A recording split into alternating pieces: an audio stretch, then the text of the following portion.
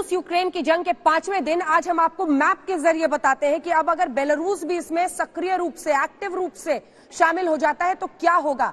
क्या युद्ध विराम की परिस्थिति बन सकती है। बेलारूस में सीमा पर बातचीत होनी थी, बताया जा रहा है रूस का प्रतिनिधिमंडल मौजूद है, यूक्रेन का वहां पर पहुंचने वाला है। लेकिन देखिए ऊपर में बेलारूस है, पोलैंड रोमानिया के तहत लोगों को निकाला जा रहा है, नीचे ब्लैक सी है और यहीं से बेलारूस की सेना भी अगर रूस के साथ मिलकर यूक्रेन पर हमलावर हो जाती है। अभी तक हो रहा था कि आप मदद कर रहे हैं, लेकिन बेलारूस की सेना का अमेरिका ये कह रहा है, इसको किस तरह से हम देखें। देखिए, अगर बेलारूस की अगर ये आज की वार्तालाप में कुछ नहीं निकलता है और अगर नाटो जिस तरह से अपने हथियार भेज रहा है, ट्रूप्स नहीं भेज रहा, तो मैं समझता हूं बेलोरसिया का पार्टिसिपेशन बाइडेन की बिल्कुल अमेरिका की ये एंटिसिपेशन गलत नहीं हो सकती।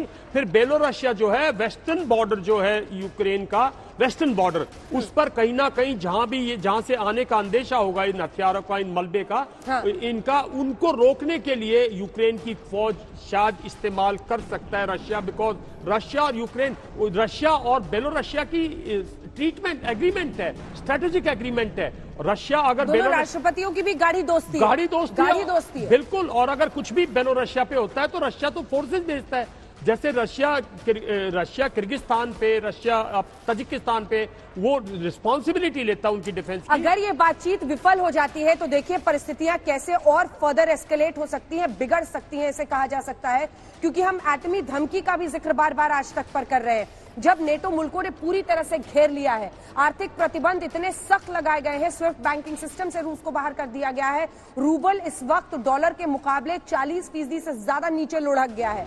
तीसरी तरफ अगर आप देखें तो टर्की जैसे मुल्क भी अब कह रहे हैं कि वो जहाज के लिए जो रास्ता है उसको रोक सकते हैं रूस के लिए, बॉस्फोरस में। तो ये अपने आप में फिर आप समझिए कि क्या परिस्थिति बनेगी। रूस जैसे जैसे घिरेगा वो और भी तिलमिलाएगा। एटमी बम की धमकी वो पहले ही दे चुका है, अपनी सेना को कह चुका है कि आप न्यूक्लियर पार्क को हाई अलर्ट पर रखिए।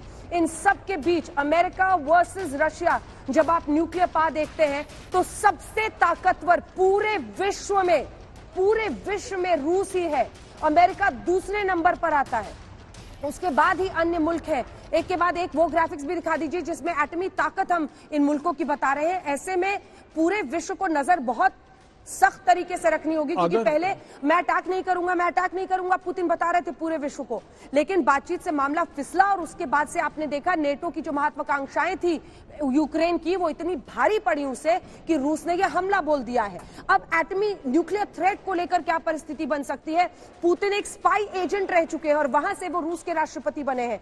उनकी स्ट्रैटेजी, उनका दिमाग इंटरप्रेट कर पाना बहुत मुश्किल चुनौती है किसी के लिए भी। लेकिन अंजना, मैं एक बात कहूंगा, अगर टर्की ऐसा फैसला लेता है कि बॉस्फोरस में वो ब्लॉक करेगा, तो मैं समझता हूं रशिया का जो बाल्टिक फ्लीट है वो बहुत मजबूत है और हो सकता है आज रात को ही पहले वो अपना प्रोविजन कर ले, क्योंकि बॉस्फोरस तक उसकी भी बहुत रीच है। तो ये ब्लॉकेड, नेवल ब्लॉकेड शायद रशिया को नहीं एंटिसिपेट किया हो, क्योंकि वो नहीं सोच सकते थे। और हम तो बहुत दिन से कह रहे थे अगर नाटो सीरियस है तो पहले नेवल ब्लॉकेड करेगा, और अगर बॉस्फोरस की बात चल रही है तो रात को आप अंदेशा देखेंगे ब्लैक फ्लीट जो है बॉस्फोरस की तरफ मूव करेगा उनकी, और इसको नहीं लगने देगा रशिया, और यहीं से कन्फ्रंटेशन स्टार्ट होगी अगर बढ़ेगी। नीचे वो जो मैप दिखाई है उसमें ओडेसा जो नीचे है वो पहले से ही रूस के कब्जे में है। खार्किव और कीव की लड़ाई चल रही है, लेकिन ओडेसा पर कब्जा ले चुका है वो। देखिए ये काला सागर के नीचे जो आप देख रहे हैं वहीं पर, बिल्कुल वहीं पर है ओडेसा। देखिए पहले क्रीमिया पे कब्जा है, मोल्डोवा उसका अपना है, और ओडेसा पे कब्जा है, और इसी से नीचे साउथ की तरफ आए तो जो टर्की का बॉस्फोरस है वो टर्की का बिल्कुल बॉर्डर, दोनों इस्तांबुल के दोनों तरफ से ही, मतलब बीच से बॉस्फोरस गुजरता है। अच्छा, ये मैं जो हूँ, ये तो आपने इसका नेवल ब्लॉकेड के बारे में बात कर ली। अब ये जो परमाणु शक्ति के बारे में, परमाणु शक्ति, हाँ। तो आप जैसा कह रही हैं, इससे हमें ये जो है 5000 या 6000 यूएस और रशिया के पास जो ये हथियार हैं, ये बेसिकली जो है ये कोल्ड वॉर के दौरान हुए थे, म्यूचुअली अश्योर्ड डेटरेंस की वजह से, क्योंकि एम ये था कि जो भी कोई पहले हथियार इस्तेमाल करता है तो दूसरी साइड जो है वो उसके बाकी हथियार जो है उनको बर्बाद कर दे, और इतनी संख्या में रखें कि कुछ एक बच जाएं दूसरी स्ट्राइक लॉन्च करने के लिए।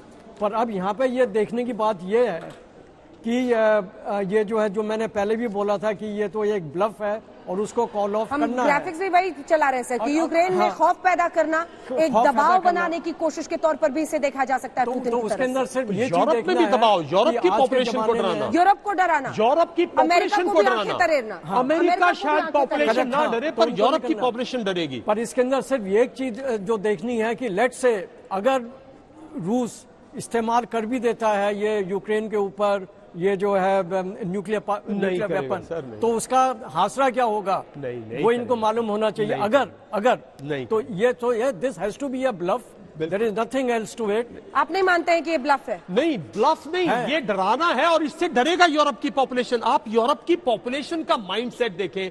70 साल पहले इनके बुजुर्गों की कहानियां सुने, बेघर, पूरा तबाह, पूरा ऑस्ट्रिया 2 बार तबाह, पूरा पोलैंड 2 बार तबाह, पूरा बेल्जियम 2 बार तबाह, स्विट्जरलैंड को छोड़ के पूरा यूरोप सेकेंड वर्ल्ड वॉर में एक बार नाजीज ने तबाह किया और दूसरी बार जो सेना ने वापस लिया उन्होंने तबाह किया।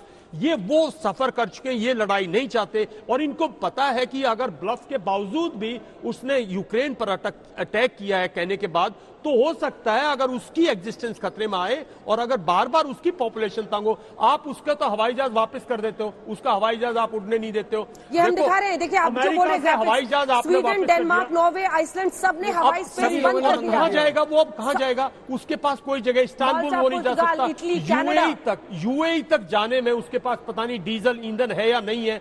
तो अगर आप उसकी पॉपुलेशन को तंग करोगे तो पुतिन आपकी पॉपुलेशन को भी मैसेज देगा। ये मैसेजिंग है पुतिन की, बहुत क्लियर मैसेजिंग है। कल जो उसने शाम को एक्टिविटी की है वो पूरी मैसेजिंग है और उस मैसेजिंग से लोग डरते हैं। उसने इसलिए नहीं की कि दिखावा है। ये जरूर है, हम लोग जैसे हमने पाकिस्तान का जो फार्स था उसको हमने बर्बाद कर दिया कि भाई न्यूक्लियर, ये ब्लफ है, मैं मानता हूं, लेकिन इस ब्लफ से पॉपुलेशन डरेगी। इस बात को मान के चलो, यूरोपियन पॉपुलेशन में भय फैलेगा, ये बात मान के चलो। आप यूरोपियन पॉपुलेशन के शहरों में भेजें और उनकी पल्स फील करें, उनमें डर जाएगा इस बात का।